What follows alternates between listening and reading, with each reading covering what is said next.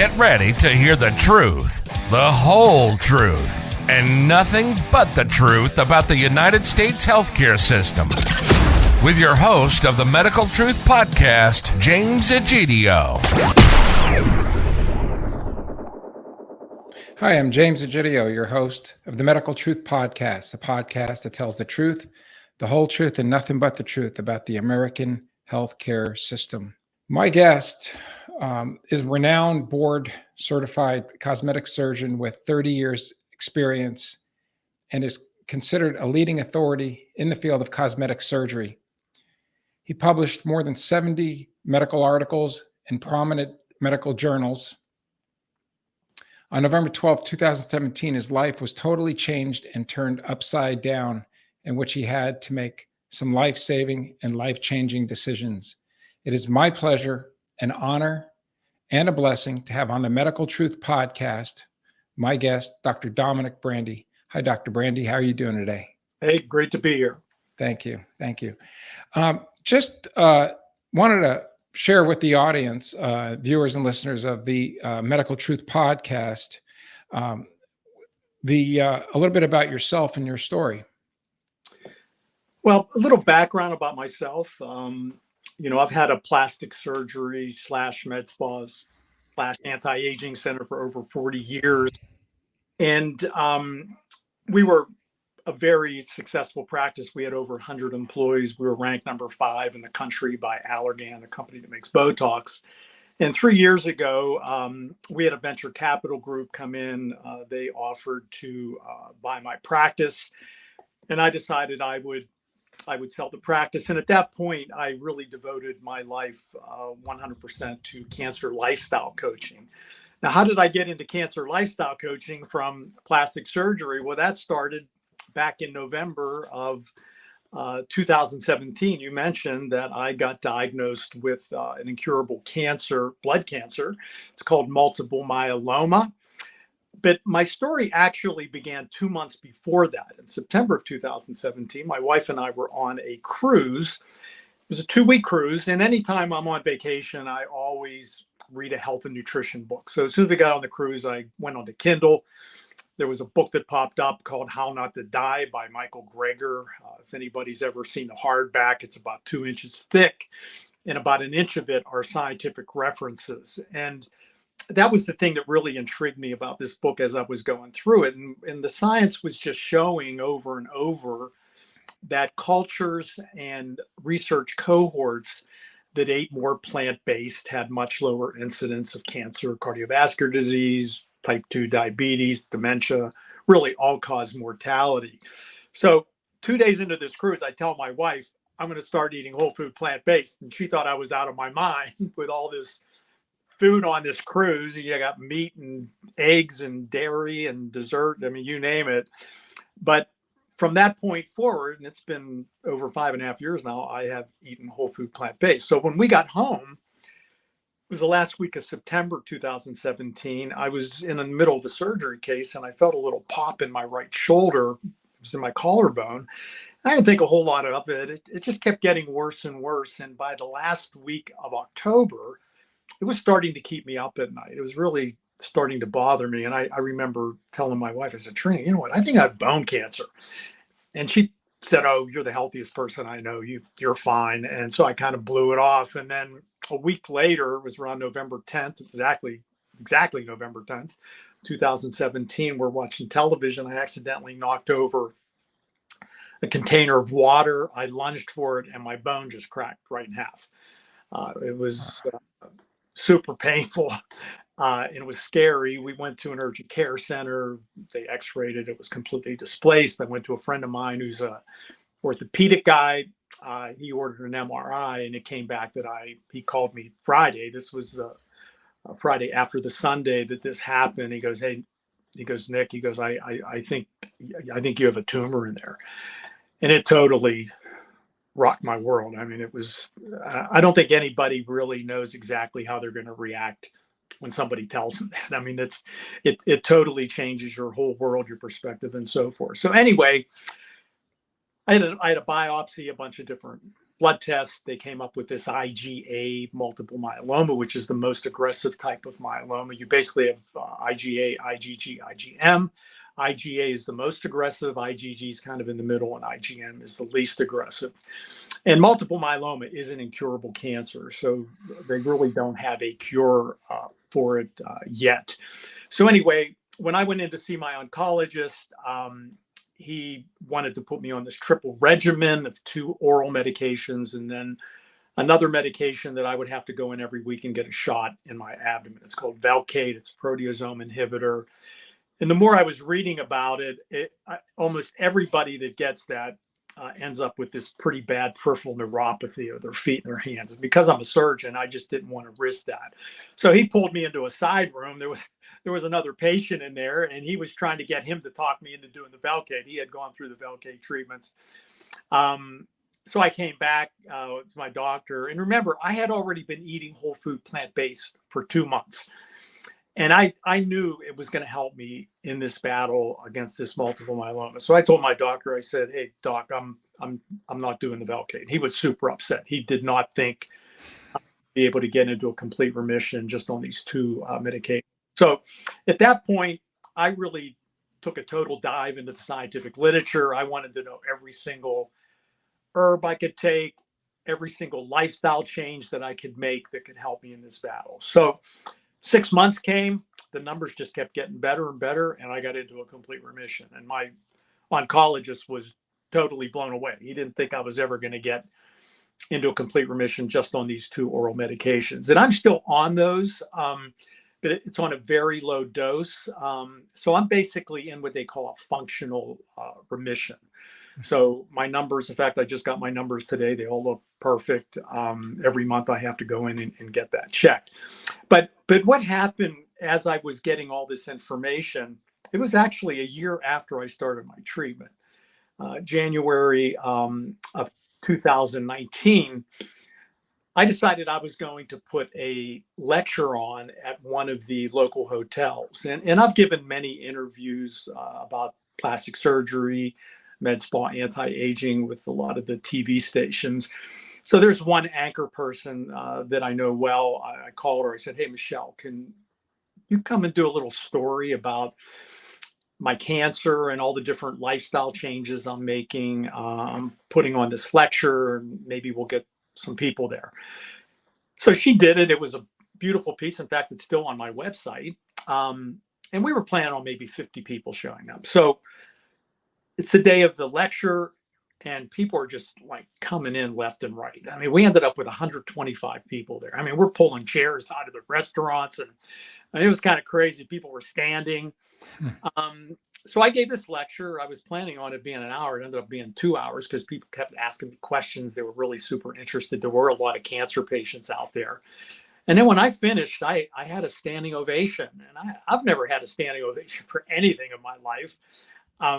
I don't know if they gave it to me because they were feeling sorry for me, or maybe they thought it was a great lecture. I personally think it was because the people that were out there that had cancer, I think they felt that they were totally at the mercy of the drugs, the radiation, the surgery. So I do think that was the reason. In fact, after the lecture, a lot of people came up to me, and I remember this one lady that came up, and she had multiple myeloma like what I have, and she was definitely overweight. I mean, I would even say she was probably obese. And she said, "You know what, doc?" She goes, I asked my doctor if I should change my diet. And he said, "Oh, just keep doing what you're doing. You'll be fine." And she told me, I just knew that wasn't right.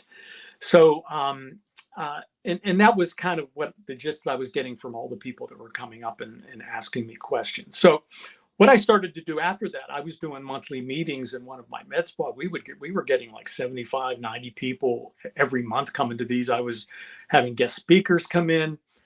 And as I was doing this, people kept saying, "Hey, doc, you have so much information. You need to write a book." So Memorial Day, this is 2019, I started to wake up in the morning and I would write an hour every morning. And then I would do research in between. By Labor Day, I had the book completely done. I had it on Amazon the first week in November.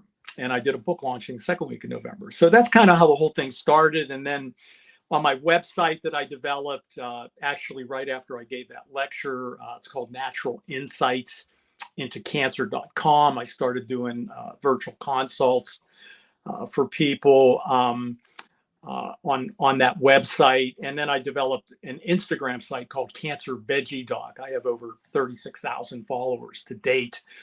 But it's really turned into a very busy proposition for me. I do a lot of virtual consultations with patients. I do coaching. I do 24/7 coaching where they have access to me through texting and email, like whenever they want. Patients really like that. They basically sign up for that on my website. And people that are going through metastatic cancer, I mean, I'm there with them almost every other day, just kind of trying to give them encouragement, answering any questions that they have. So it's really become kind of my life's journey at this point. And I'm 69 years old right now, and that's kind of my mission now, to really try to help as many cancer patients as I can, battle their cancer. So that's kind of my story. Yeah. So let me ask you, what prior to your diagnosis, because this all goes, circles back to, of course, diet, which we'll talk about a little deeper in detail. But what was your diet like prior to your diagnosis? Well, remember I told you I read over 300 health and nutrition. Well, I will tell you, I was probably as confused as anybody. I mean, you go out there today on social media, the carnivore diet, the paleo diet, the keto diet, vegan, vegetarian. I mean, it like people just get so confused by all of the information that's kind of thrown out there. And I'll be quite honest with you, I was as confused as just about anybody. And I had to counsel patients. I had an anti-aging center. So I personally ate meat, some kind of animal product, at every single meal. I kind of bought into this whole thing that protein and animal products are the same thing. And what I learned when I read Dr. Greger's book was that really, and people need to understand this, all protein comes from plants. The amino acids are in the plants. The animals eat the plants. They take the amino acids, they make the proteins, and you eat the animals. So I get more than enough protein through plants. In fact, I've checked my protein levels on a daily basis in a week, and I'm always over 100 grams of protein. And I don't even want to be that high. In fact, right. If you follow some of the work of Dr. Walter Longo, he really has shown he started with rodent studies and he progressed it to human studies, that actually when you are on a lower protein diet, it actually lowers what's called your IGF-1, which is your insulin growth factor 1, and also your mTOR. They are both growth factors. And one of the things I get into in my book in the first chapter, What Causes Cancer, is that as you age, you accumulate quite a number of DNA mutations. In fact, when I first got diagnosed, I read an article that totally blew my mind. It was in Nature. Dr. Mikhail Munchki wrote the article. He's a world-renowned myeloma researcher. And he said, by the time you are diagnosed with what I have, multiple myeloma, you have about 5,000 DNA mutations in that cancer cell. Wow. And by the time you relapse, you're up to 12,000. And a lot of those mutations that occur after you get diagnosed are really from the drugs that you take. I mean, you're getting those DNA mutations just through normal aging. But these drugs, these chemotherapeutic drugs, even these immunotherapy drugs, I mean, they do cause DNA mutations. So one of the things that I do with my patients that are in remission and they want to stay there, I try to get them all on a whole food plant-based diet, because plants have 63 times the antioxidant power compared to animal products. And antioxidants are what neutralize free radicals. Free radicals are molecules with unimpaired electrons. I mean, our body forms trillions of those. in a typical day. And you really want to keep those to a minimum because free radicals are basically what cause these DNA mutations. So, so eating more plant foods are really important. I take over 30 herbal supplements.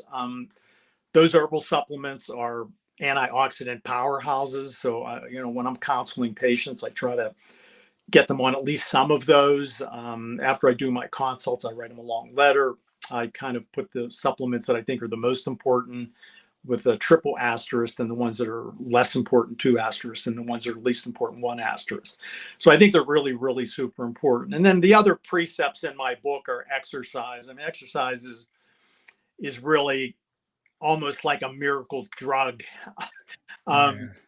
Especially, with breast cancer, it's almost like it's miraculous. There's one study that I quote in my book where they looked at 3 different groups. These people all had breast cancer. They were in remission.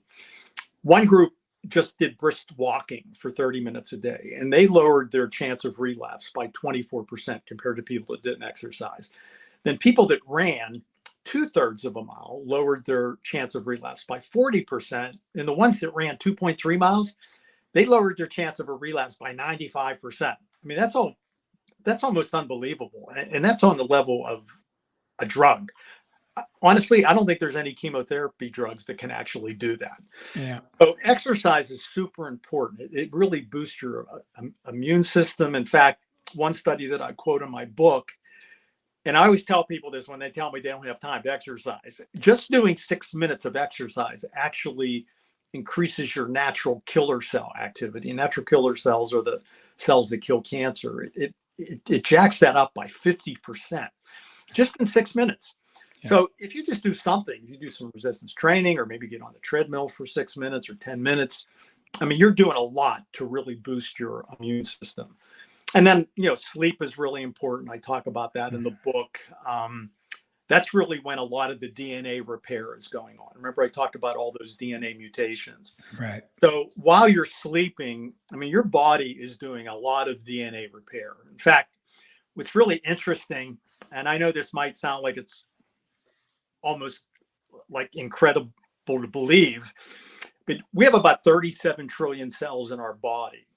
Every day, there's about 50 to 70 billion cells that commit cell suicide because they're starting to turn cancerous. And the body, there's all these tumor suppressor genes and so forth that basically make that cell kill itself. They call it apoptosis. Right. So a lot of that is going on while you're sleeping. So there's all this DNA repair. There's this apoptosis, autophagy, where they're taking all this cellular debris and they're getting rid of it, or they're taking these proteins that are misfolded, getting rid of it or reorganizing it into new proteins. So there's a lot going on while you're sleeping. And then stress reduction is really important. I go through all the different ways that you can reduce stress through breathing and so forth. But exercise is most important because what I tell people is if you're exercising every day, you're going to sleep better and you're going to be less stressed. So if you can eat at least a plant predominant diet, if you don't feel like you can do a whole food plant-based, at least try to make it, maybe 95% plant-based. And if you look at, are you familiar with the blue zones at all, James? Not at all, no. Yeah, the blue zones are the 5 areas of the world where people live the longest. And they're basically Icaria, Greece, Sardinia, Nicoya, Costa Rica, Okinawa, Japan, and then Loma Linda, which is right in California. That's where a lot of Seventh-day Adventists live. They're vegetarian. Right. But in these areas, and I always like to use Loma Linda because it's in the United States, because some people say, well, that's a different culture, and, Nicoya, Costa Rica, whatever. But Loma Linda's smack right in the middle of California. Mm-hmm. Women live 10 years longer than their American counterparts, and men actually live 14 years longer than their American counterparts. And if you go in these areas, they have about 500% more centenarians than Western countries. And I've heard some critics say, well, maybe it's genetic in those areas. But they have found that the descendants of these people, when they move to Western countries, I mean, they lose about 17 years off their life compared to their counterparts in these blue zones. Now, these blue zone areas, they all eat anywhere from 90 to 95% plant-based. And Dan Buettner, who wrote the book called Blue Zones, and I would recommend everybody reading it. It's an amazing book, and there's a great cookbook. It's called the Blue Zones Cookbook. My wife uses it all the time. Mm-hmm. Sometimes people will say, well, he was probably just looking for plant-based countries, whatever. No, he did it through National Geographic. They were looking for the areas of the world where people live the longest. And these were the 5 areas, and they all had that common theme. They all ate 90, 95% plant-based. They moved a lot. I mean, these people basically were doing, for instance, in some of these areas like Nicoya, I mean, these women 80, 85 years old, they're carrying bushels up these mountains and so forth. So they're moving a lot. So there's a lot of exercise. They get good sleep. They basically wake up when the sun wakes up. And one of the things that's really important, they have really good community. They really have good social ties. And I do think that's really very, very important when you're battling any kind of disease. So the blue zones are something that I always kind of go to when I hear all these debates about carnivore and keto and paleo and so forth. There's never been a country where everybody eats meat where they're the longest living people. It just doesn't happen.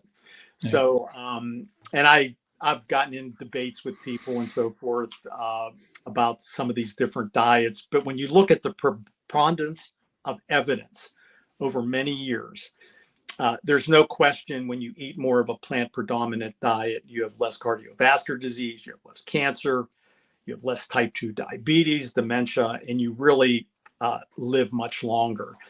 One of the other things I do when I get in these debates with people, I just turn the conversation to fiber, because we definitely know that the average American is only eating about 15 grams of fiber. And the average American gets about most of their calories, 60 to 65% from ultra processed foods. They only get anywhere from 5 to 10% from plant foods. So we really do not get much fiber. And all of the studies now, I don't know if you're familiar with the microbiome, the gut bacteria. Oh, yeah. But there is so much research now on the gut microbiome. I mean, when I used to go to a lot of anti-aging meetings. And I remember 2005, for example, somebody got up and they were talking about gut bacteria or leaky gut syndrome. People would laugh at them. I mean, they would basically roll their eyes. And then in 2006, we actually developed the technology to really identify all these different bacteria in the gut. I mean, at that point, people thought there were only like 200 bacteria in your gut. Now we know there's well over 1,000 different types of bacteria in your gut. And there's probably about 37 trillion bacteria in your gut. And remember, I told you before, there's about 37 trillion cells in your body. So you actually have as many gut bacteria as you do the cells in your body. And what we're finding is that you have good bacteria and you have bad bacteria. So you have the good Prevotella bacteria. There's about 500 subspecies under that. Then you have the Bacteroides pathogenic. There's about 500 pathogenic subspecies under that. So when you're eating a high fiber diet, the good bacteria go up and the pathogenic bacteria go down. When you eat a lot of animal products and ultra processed food, the pathogenic bacteria go up and the beneficial bacteria go down. There's a really amazing research project going on. It's called the American Gut Project. Robert Knight, he's one of the premier microbiome researcher. He's analyzed over 10,000 stool samples at this point. Basically, people send in their stool. They fill out a questionnaire. I think they charge $100 to do it. And then they kind of look at the diversity of the microbiome. And what they've found is people that eat 30 or more different types of plant foods in a week compared to people that eat 10 or less have a much diverse and healthier microbiome. And what these good bacteria do are fascinating. When they feed on the fiber, they actually create these short chain fatty acids. There's 3 of them: butyrate, propionate, and acetate. And these are the most anti-inflammatory chemicals I have ever seen in my life. I mean, they're unbelievable. But they basically keep your inflammation levels down. I think everybody knows that chronic inflammation is at the root of just about every disease, including cancer. But they control about 70% of your immune function, and they do it through signaling. There's one cells in your colon, and they basically send signals to your immune cells, and they tell them what to do. They tell them where to go, how hard to fight. When the inflammation's getting out of control, like in an autoimmune disease, it tells it to tone it down. It basically, these little bacteria actually control your immune function. And one thing I learned that totally blew my mind, I don't know if you ever heard of serotonin. It's like the happy. Yeah. When people take an antidepressant, it's a serotonin uptake inhibitor, so it helps feel better. 90% of your serotonin come from your gut bacteria, your good beneficial gut bacteria, and 50% of your dopamine, which is really totally mind-blowing. And then the last thing I just want to talk about the gut microbiome, because this is like super fascinating, is that it really does control your appetite and your metabolism. They've done the following study hundreds of times, and it always comes out the same way. They've taken identical twins. These are humans. One is obese, one is thin. And they've done stool transplants into rodents. So if you take the fat identical twin, you do a stool transplant into the skinny rodent, it'll become fat, and vice versa. If you take the skinny twin and you do a stool transplant into the fat rodent, it becomes skinny. So these bacteria control the appetite stimulators, GPL1, semaglutides is this weight loss drug that everybody's taking. That basically increases your GLP-1. Well, that's what your gut microbiome does. It controls your leptin, your PYY, your ghrelin. So it really controls your metabolism and your appetite, and it's really crazy. So when you eat more of a plant predominant diet, you're getting that's very diverse, and that's really important. Like I always show people the salad that I eat. I have about 25 different vegetables in my salad, and it's really not that hard to get 30 different plant foods. I mean, you can do it through a salad.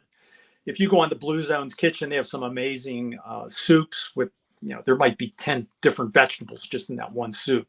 And you can basically just prep that, like on a Sunday, put them in little mason jars, put them in your refrigerator, and just pull them out whenever you need. Want them for lunch or whatever. Same thing with a salad. You can make a huge salad, put them into little mason jars, and then pull them out, during the week. So it's really not all that hard to do. And that's part of the coaching that I do, is really help these people through, developing systems where they can really incorporate this into their diet. And I do tell, and I will warn all your listeners, when you do this, you really have to kind of go a little bit slow, because when you go from eating, 15 grams of fiber to what I do, I probably eat 60 to 70 grams of fiber per day.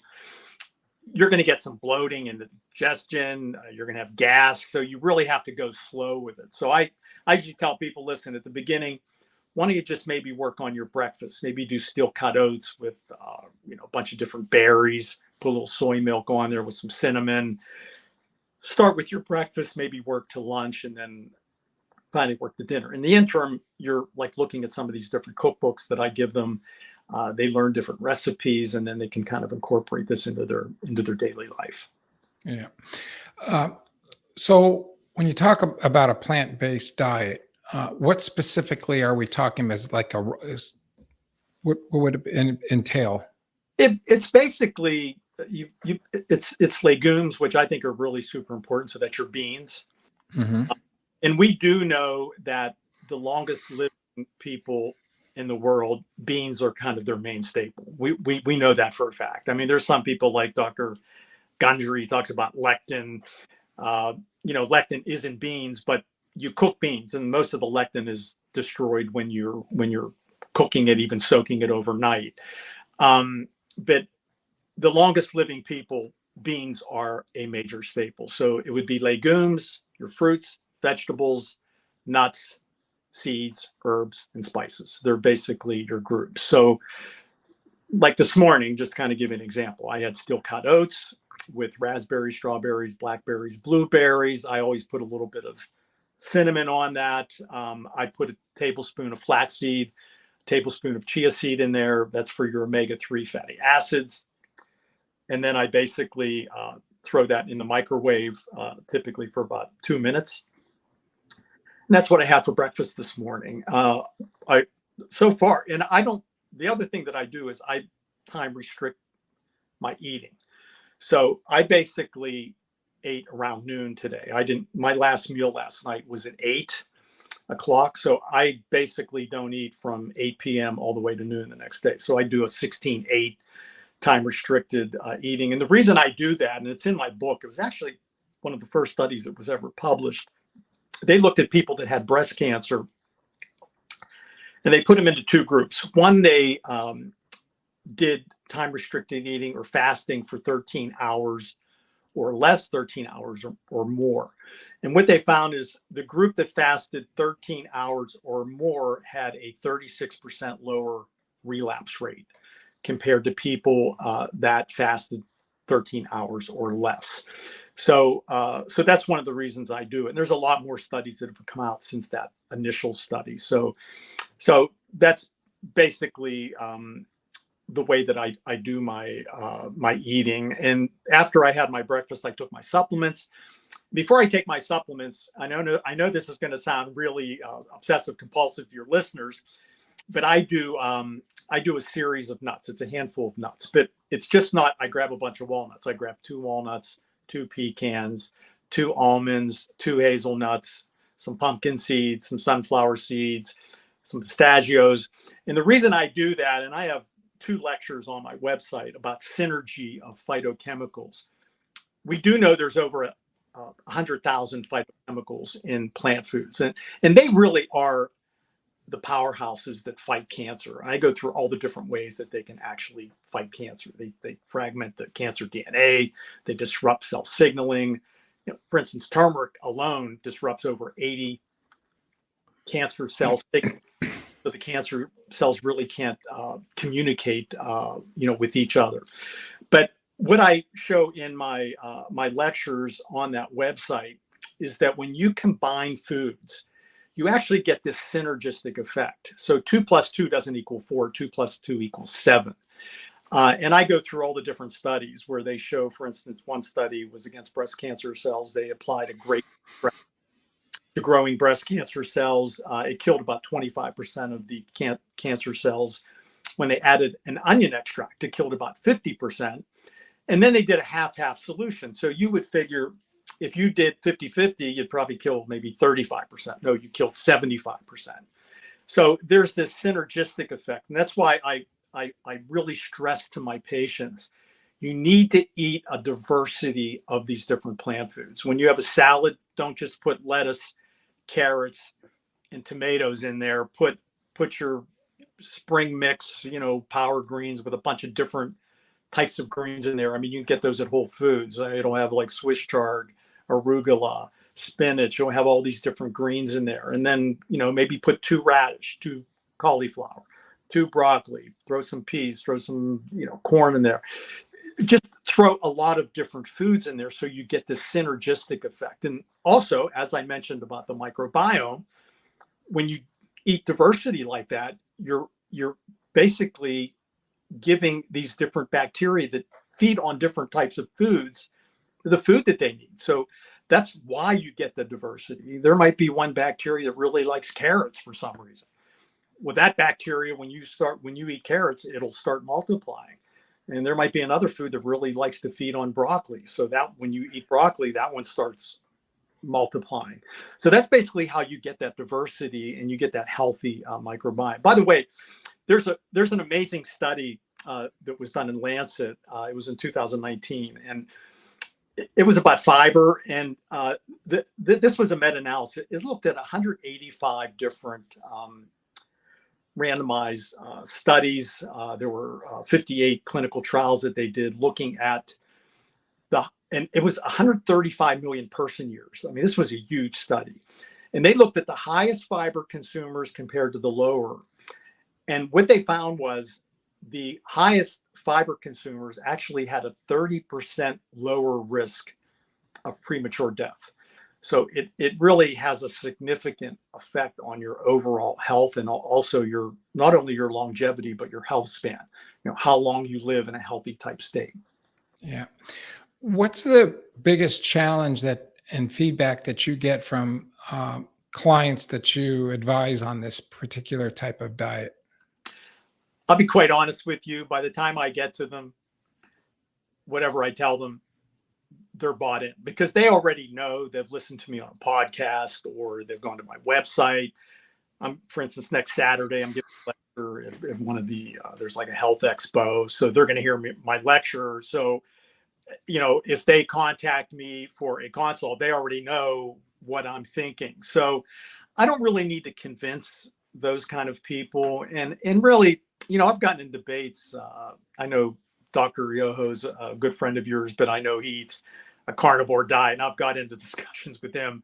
But once again, I always look at the preponderance of evidence. I mean, you can cherry pick one article here to try to make a point. But if you look at the preponderance of evidence over many, many years, there is no question that when you eat more of a lower saturated fat diet with lower cholesterol, when you're eating whole food plant-based, I mean, I basically eat zero cholesterol, and my saturated fat intake is probably like 5 to 6%. We do know once you get about 8% saturated fat, when you go from 8% to 15%, your incidence of cardiovascular events like heart attacks and strokes go up dramatically. Yeah. Do know, eat more saturated fat, your LDL, we know LDL, it's a straight line. When LDL goes up, the cardiovascular events go up. I mean, it's a straight line. In fact, in the last 5 years, there have been 13 Mendelian randomization studies, which they're genetic studies. These are people that are born with either low cholesterol, LDL, or high.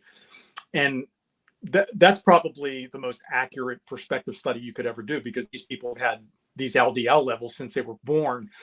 But it's a straight line. It goes higher the LDL, the higher the cardiovascular events. So these people that are eating these carnivore diets are really going to get into problems. In fact, Paul Saladino, who wrote the Carnivore Code, he was on Joe Rogan. He was bragging that his LDL was 535, and it really be below 80 to guarantee that you're not going to have a cardiovascular event. I mean, I like mine is, when I had mine checked at 64, my LDL and my total cholesterol was 124. And that's just no statins.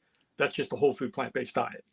So, so some of these carnivore diets, I mean, some of these people are really problems down the road.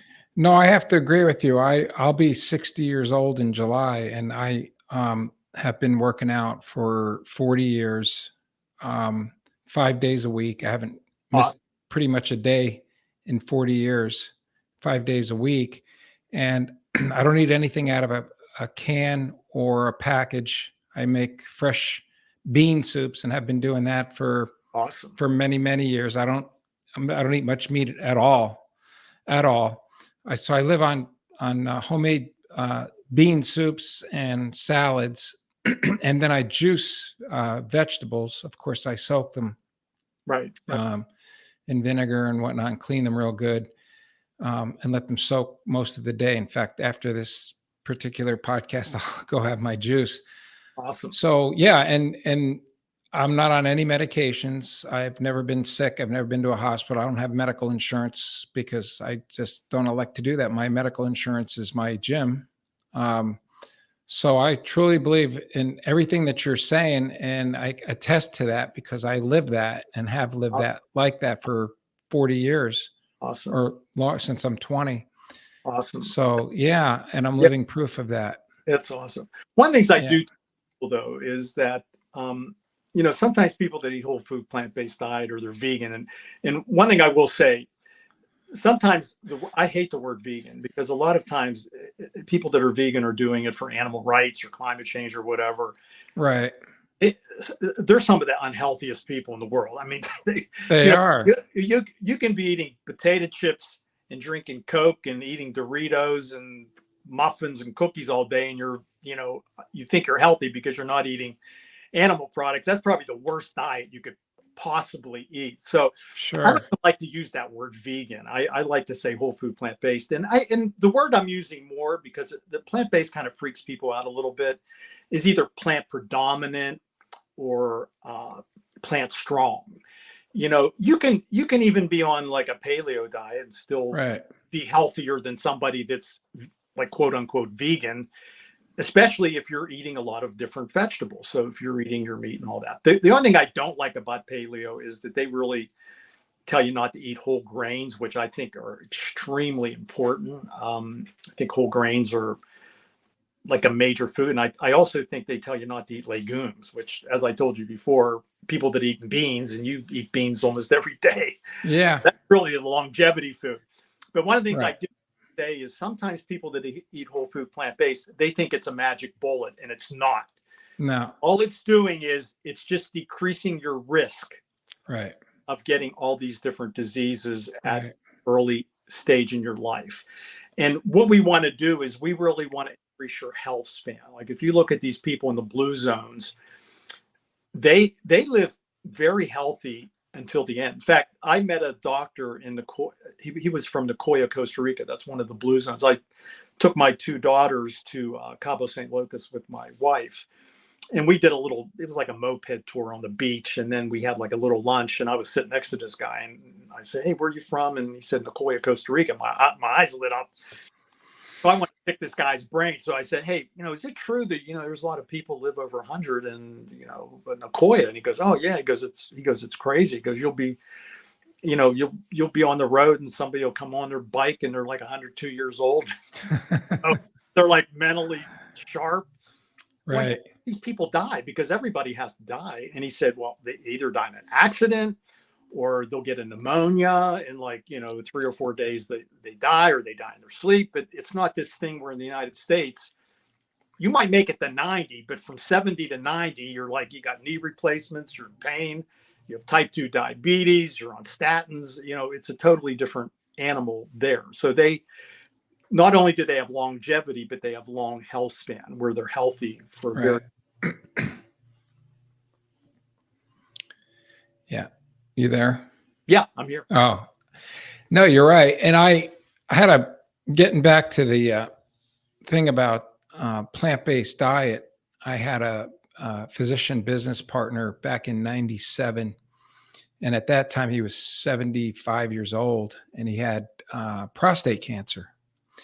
And he went to a world-renowned urologist at that time, a Dr. Strum at UCLA. And so we got into a discussion about, what's your treatment plan, and what the treatment plan was. He says, well, Dr. Strum believes in more alternative type treatments. He put him on Lupron, which was a hormone treatment, but he didn't elect for the prostatectomy. So I says, well, he just put you on the Lupron. He says, no. He says, he also gave me a recommendation to be placed on what's called green magma. It's a green barley powder. Right. So I had a family friend about 2 months ago I was talking to, and I even read an article about this that the NIH put out about green magma. I read a scientific medical article about green magma, and we were talking about apoptosis and how green magma has an effect on prostate cancer and lowering the PSA. So I was talking to a family friend. He's like 85. He's not a very good dietary intake. So I recommended, his name is Jack. I said, Jack, try the green magma. This was back in January. His PSA was like, I want to say it was like 13 or 14. Wow. So he wasn't due for a follow-up until this past month, March. So I said, try the green magma for a couple months, but be very consistent when you use the green magma. And he did. He used it every day, a couple tablespoons or tablespoons. And he went back for his follow-up last month, in the middle of the month, and his PSA was down to like 7. Wow. Yeah. So, and you were talking about the gut bacteria. I actually make my own kefir. I use kefir crystals, Awesome. and I normally do in the morning a protein shake with vegetable-based protein, and I use that with a banana and some almond milk and a couple scoops of the protein powder, which is, like I said, a vegetable-based protein powder. But I also will put sometimes a tablespoon of I make a homemade, like I say, kefir, which is like replaces the gut bacteria in the friendly gut bacteria Right. in the stomach. Right. Yeah. So, Hey, yeah, Buck, I mean, regarding prostate cancer, I don't know if you're familiar with. It was really the landmark study by Dean Ornish in 2005. It was in the Journal of Urology. But what they mhm, studied, they had 93 men that had early prostate cancer, and they put half on a whole food plant-based diet, the other half was standard American diet.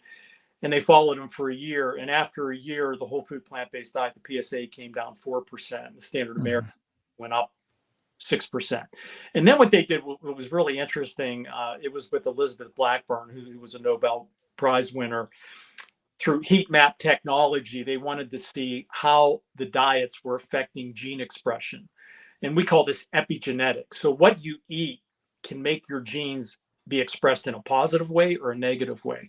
And what they found, there were 48 good genes that were upregulated. They were made to act even better than they already were. And there were 453 bad genes that were downregulated. So they weren't as bad as they were before they had the whole food plant-based diet. And then after that, they followed him for another 4 years. So it was 5 years after the time that they started the study. And I don't know if you're familiar with telomeres. sure. Telomeres are the little caps on the ends of your chromosomes. And as you get Right. shorter and shorter and shorter, what they found was the people that were eating a whole food plant-based diet, their telomeres actually got a little longer. And the people that were eating the standard American diet, they got significantly shorter. So that was some amazing work that was done back, 15 plus years ago. So that's Right. when you mentioned prostate cancer, I figured I'd mention that study because that was a landmark study. Yeah. Yeah. Yeah. It's really interesting. I mean, it's true. You are what you eat. And, I hear a lot of sentiment too from, especially in around the gyms and stuff where you talk to people and they're like, oh, even my stepson, he's like 17 years old and he's gotten into working out and exercise. And he keeps telling his mother, you got to make me, some kind of a protein source every night, chicken or meat or something. But, I'm living testament that you don't need all that meat. There's a lot of, like you said earlier, inflammatory reaction from that meat. It changes the pH of the blood. Oh, sure. It acidifies. And one of the things Yeah, with yeah, all patients, I really try to alkalinize them.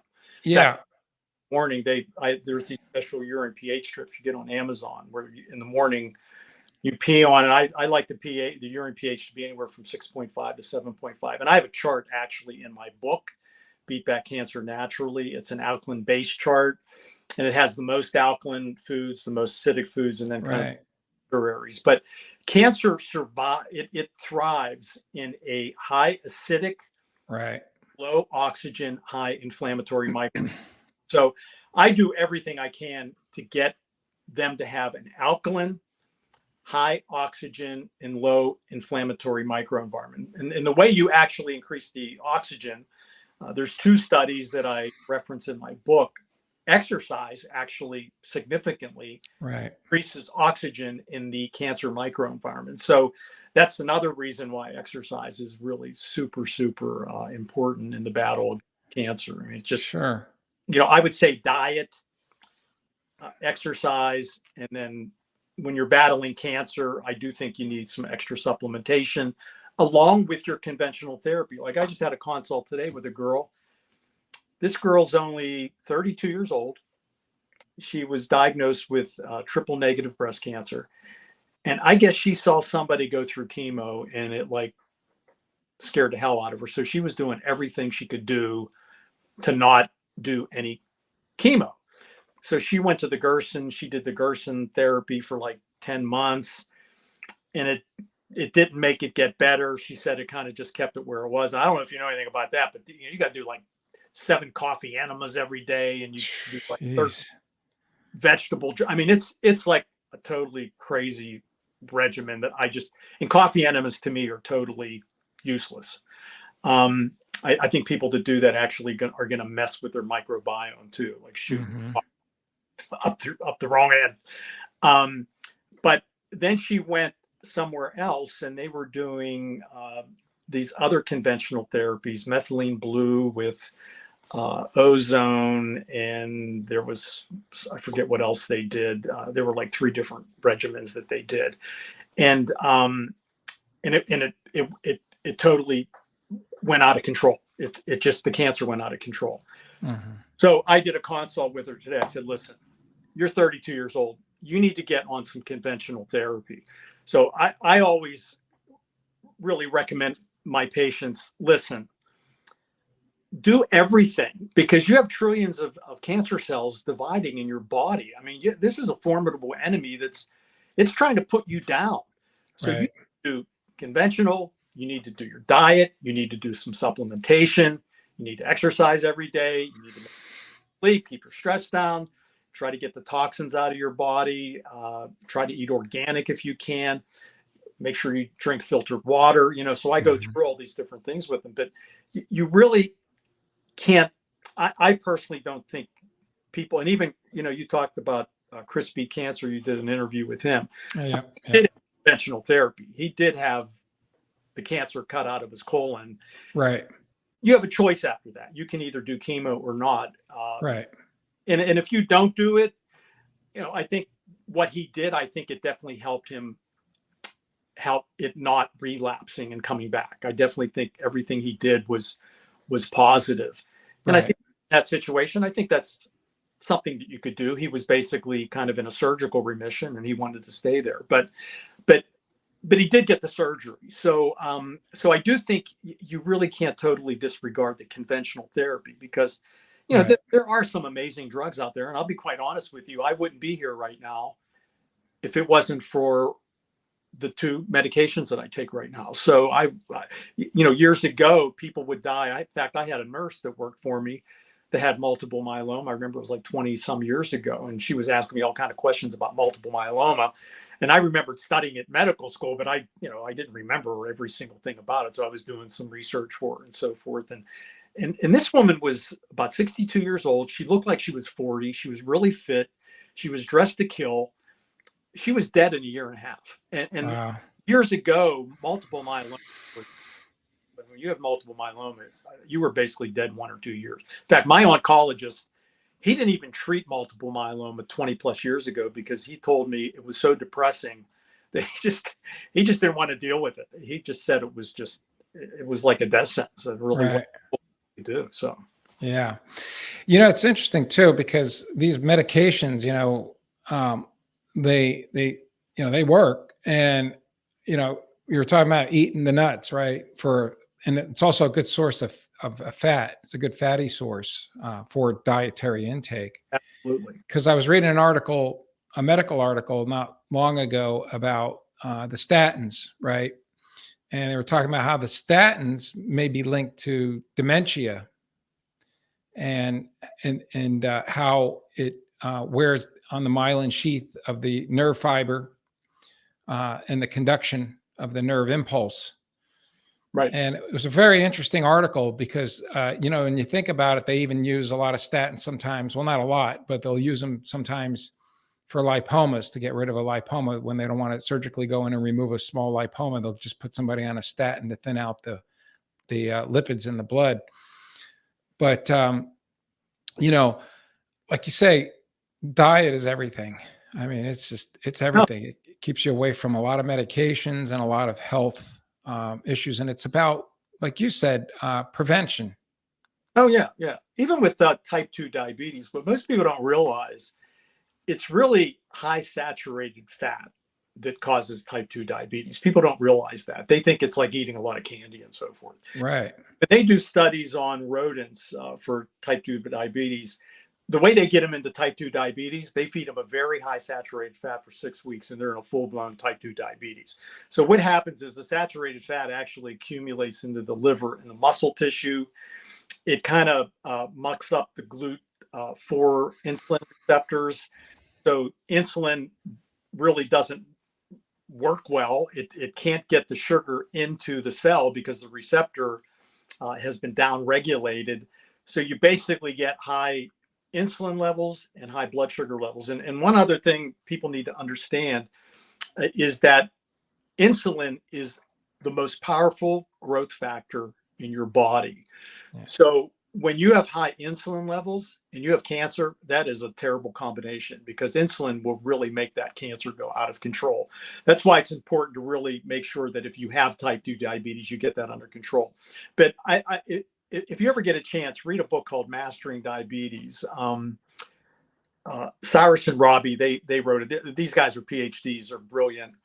And they both have type 1 diabetes. So Cyrus, I think, was diagnosed when he was in college. He was 22. And Robbie, I think, was a kid. He was 8 or 9 years old. But they're amazing because they were able to actually use themselves as test subjects. So when they started, they were giving themselves about 42 units of insulin, and they were eating about 125 grams of carbs.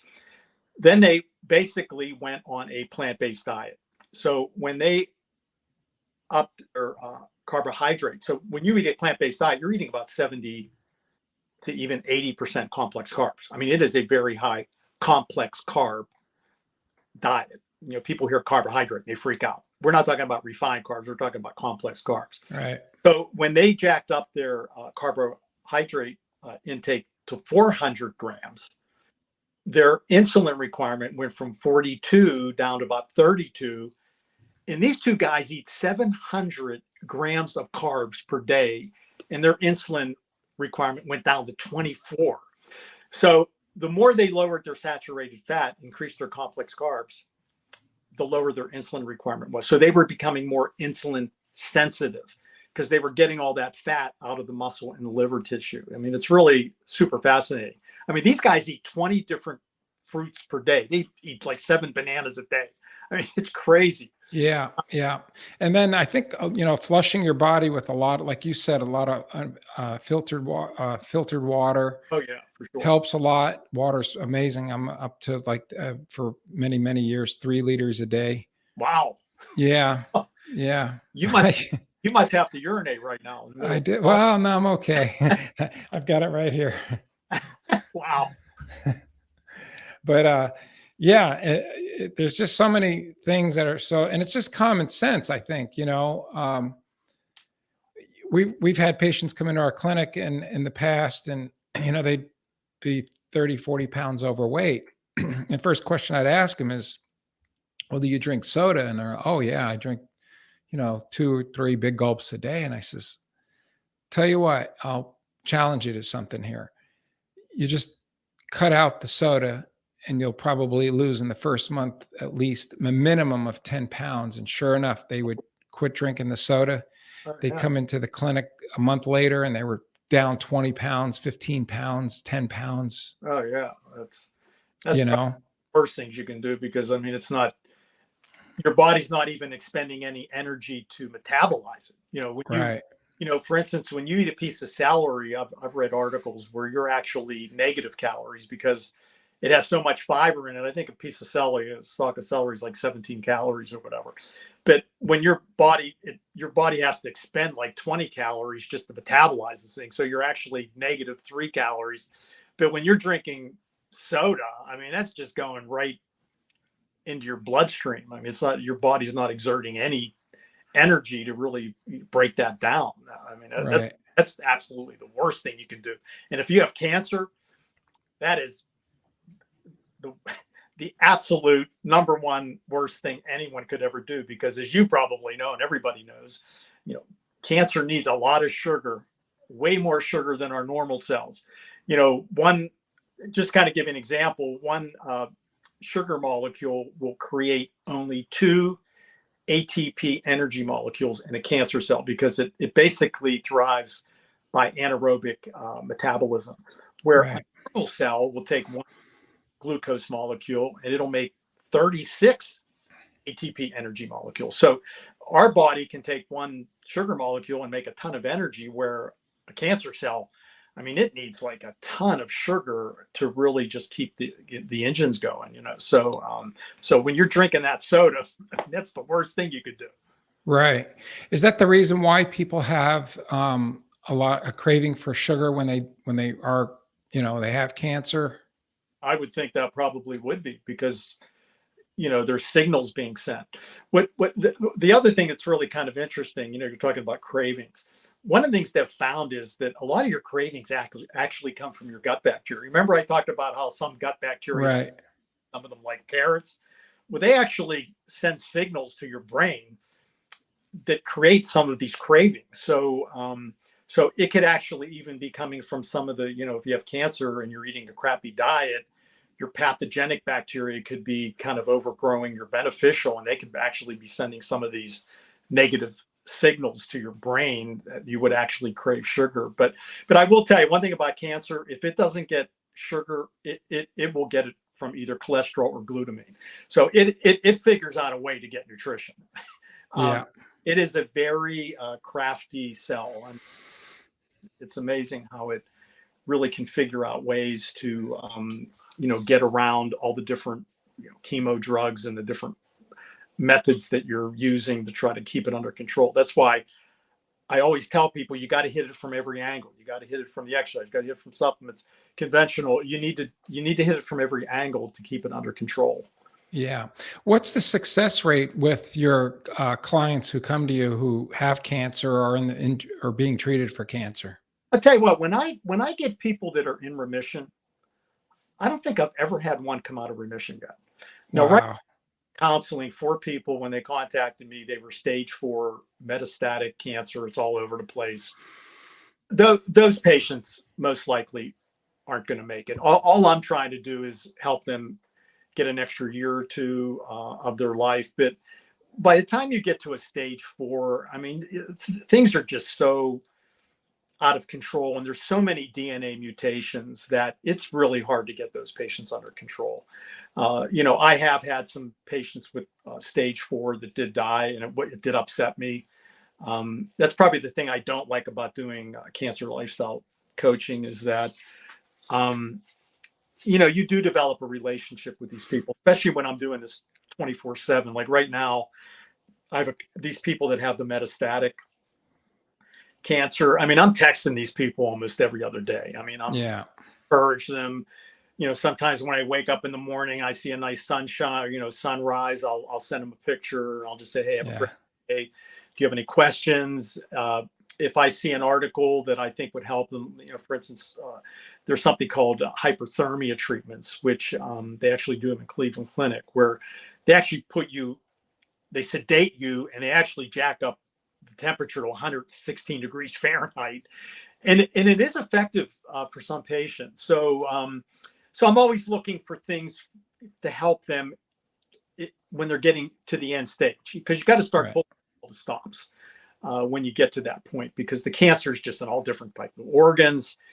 It's really, it's developed all these different mutations. It's developed all these adaptations to develop chemo resistance, radiation resistance. So it really becomes very difficult at that point. But I can honestly say, thinking back, anybody that's come to me that's been in remission, I've been able to keep them in remission just through doing a lot of the different lifestyle changes that I recommend for them.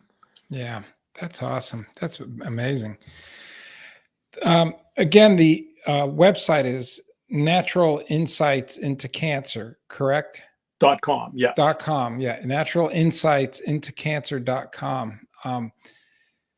You have any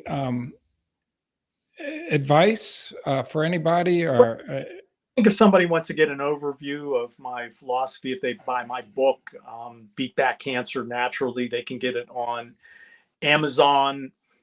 It's hardback, paperback, audio, and Kindle.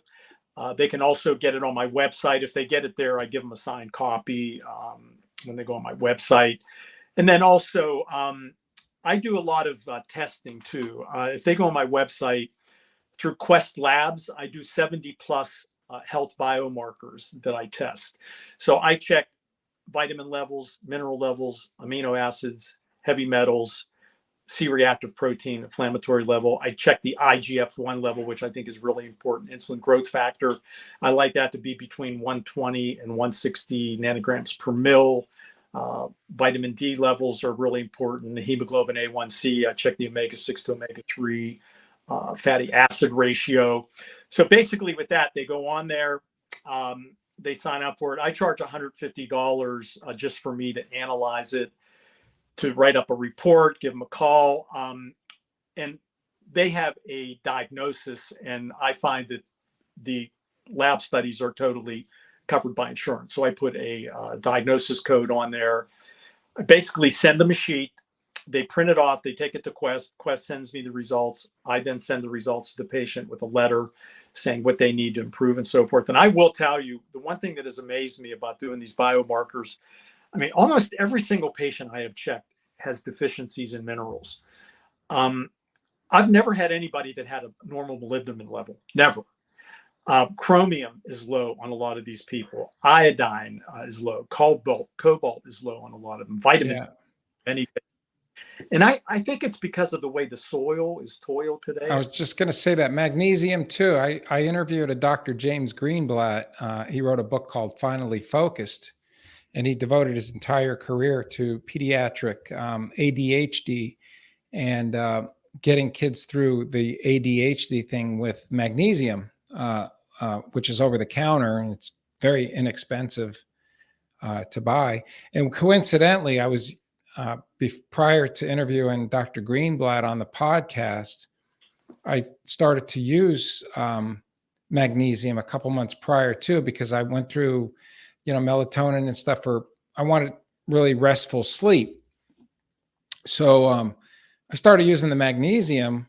It was amazing. I mean, at first I was just so relaxed in the day. I could, like, getting on the treadmill in the gym or the stair step, it was just like my legs were like lead and I couldn't figure it out. But then it dawned on me. It's like, okay, it's the magnesium. It's got my muscles really relaxed. It's like a natural muscle relaxer. But anyway, Dr. Greenblatt totally turns these kids around. And as he was mentioning, just what you were mentioning, is that the Western diet lacks the magnesium. And of course, the Western diet, which is not much, fortified with enough minerals, is where the shortcoming is on that. And like I said, in that dietary intake of magnesium. Yeah. And what I personally do is I take a colloidal mineral supplement every day. I put it in my drinking water. So I do green throughout the day. I add lemon juice, organic lemon juice, lime juice, a little bit of mistletoe extract. But it's really important that that you get your magnesium and you get all your minerals. So when you do a colloidal mineral supplement, I get it through Amazon. It's Now brand.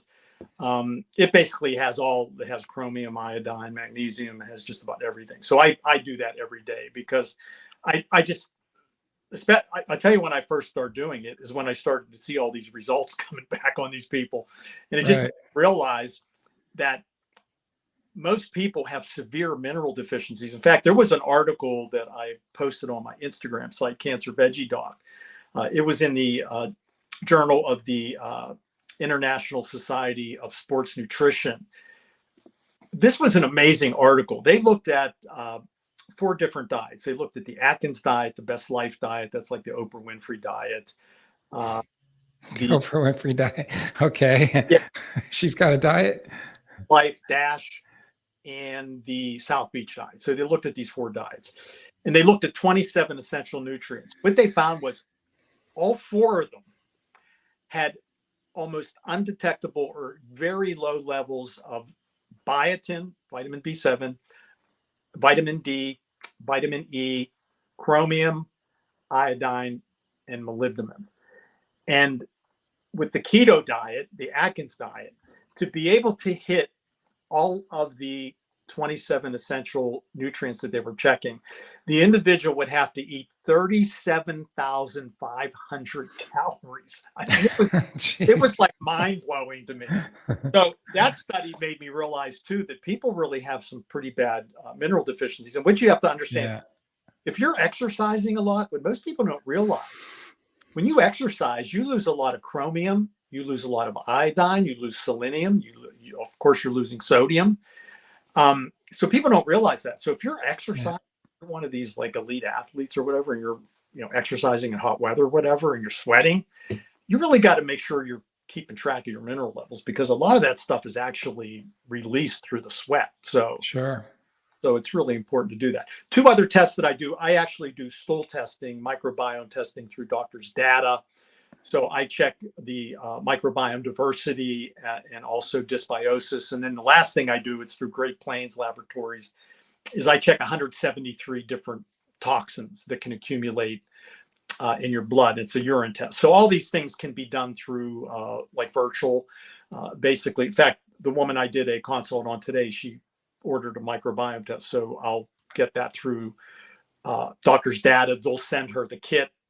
Then they'll send me the results. And the same with the Great Plains toxins. And I will tell you, most people with that have high glyphosate levels. So, and glyphosate, as you probably know, Roundup is really very toxic and in just about everything. It's in cereals, and what people don't realize, people that eat meat, they're getting a lot of glyphosate because most of the grains that they feed these animals they're not non-GMO.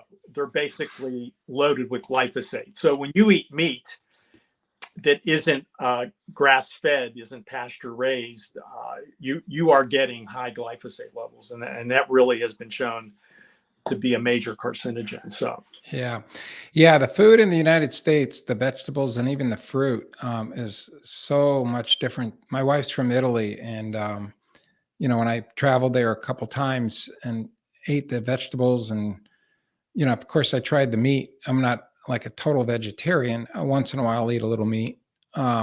It's a totally different taste. In fact, she was mentioning that they don't even allow GMO in Europe except Spain. So all the vegetables and fruit are all like from first generation seeds, pretty much. It's amazing. The taste is so much different, and it's just it appears different. It tastes different. It's just amazing. Oh yeah, for sure, absolutely. Yeah, and I'll actually put the links up to your book and your website at medicaltruthpodcast.com. That's medicaltruthpodcast.com. And I really, really appreciate you spending the time with me today on this episode of the Medical Truth Podcast, Dr. Brandy. I enjoy talking about this stuff because absolutely people get educated, because there's a lot of confusion out there, and I think social media has created a lot of it. Because we say, if I do a post on Instagram and I say broccoli's healthy for you, like how many people are going to like make it viral? Nobody. But if I say your doctor has been wrong all these years, like eating a ton of saturated fat is actually healthy for you, that's going to go viral. Unfortunately, the way the world is today, and if you say something that's provocative, it's going to get a lot of hits. Then people get confused, and let's just face it, if you can encourage people to do something that they really like that's bad for them, and you're giving them like some quote unquote scientific information that really is maybe fake, they're going to love that. They're going to eat that up. Like, oh man, you mean I can eat all the fried Kentucky Fried Chicken? Oh, this is awesome. So that's just the way the world is today. But I enjoy doing this because I just really like educating people. They get bombarded with the pharmaceutical commercials and the fast food restaurants. So this is kind of where we're at today. And then we sit here and we go, I wonder why I have, this, and I wonder why I have that. And well, it's obvious. Yeah, for sure. Yeah. Thank you so much again for joining me for this episode of the Medical Truth Podcast. Hey, it was awesome. Enjoyed it. Thanks. Thanks, Doc. Okay. Thanks for listening to the Medical Truth Podcast. For the latest episodes, go to www.medicaltruthpodcast.com. You can also find the Medical Truth Podcast on Rumble, as well as all the major podcast platforms like Apple Podcast, Spotify, Stitcher, and iHeart.